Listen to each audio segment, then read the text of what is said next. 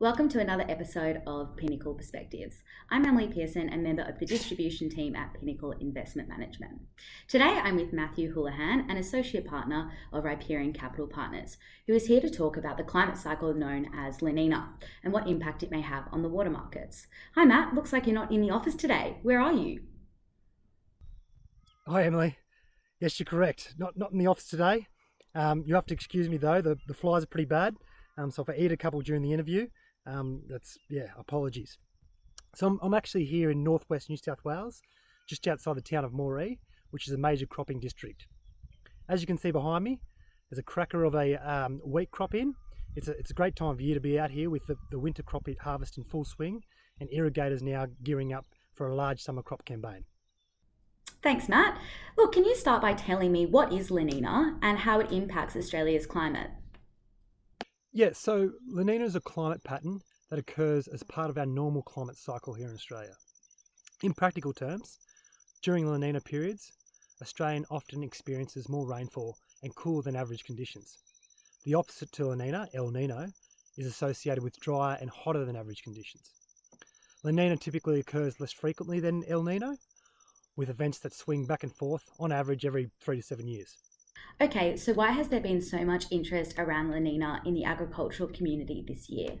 So at the beginning of this year, Eastern Australia had just come off the back of a severe dry period, with many regions in the Murray-Darling Basin in drought. This was reflected in level of the Murray-Darling Basin water storages at the time, which had dropped as low as 34% total capacity. In April this year, the Bureau of Meteorology announced that there was a chance that La Nina levels late in winter or early spring may be reached.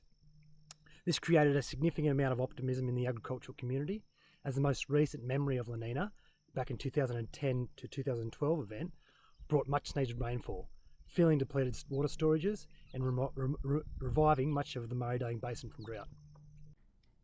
On that note, Matt, how have water markets reacted to La Nina events historically?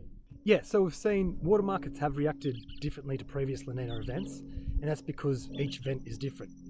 Not to mention the other non-climatic market drivers that are at play, such as crop demand profiles, levels of water market sophistication, and macroeconomic factors, such as interest rates and commodity prices. They all intertwine to ultimately determine how much water market participants react and how prices perform. In strong La Ninas, like the 2010 to 2012, when record flooding occurred, prices for annual water allocation weakened.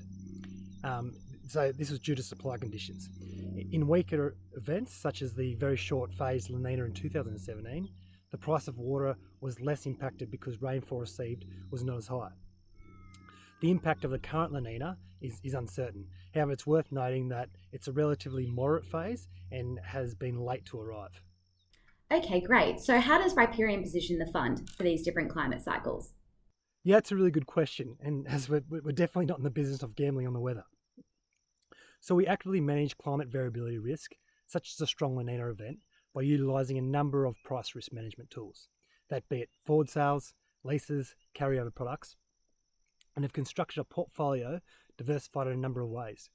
Firstly, we invest across a range of water markets, from Tasmania to North Queensland, which all experience different climates and timing of weather events. For example, you can have a flood in Victoria and a drought in Queensland at the same time.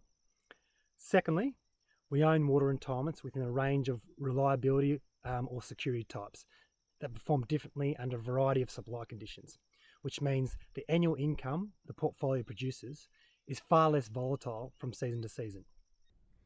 Thanks so much, Matt. I definitely gained some valuable insights in relation to La Nina. If anyone has any further questions or is interested in learning more about Riparian, please contact the Pinnacle distribution team. Thank you.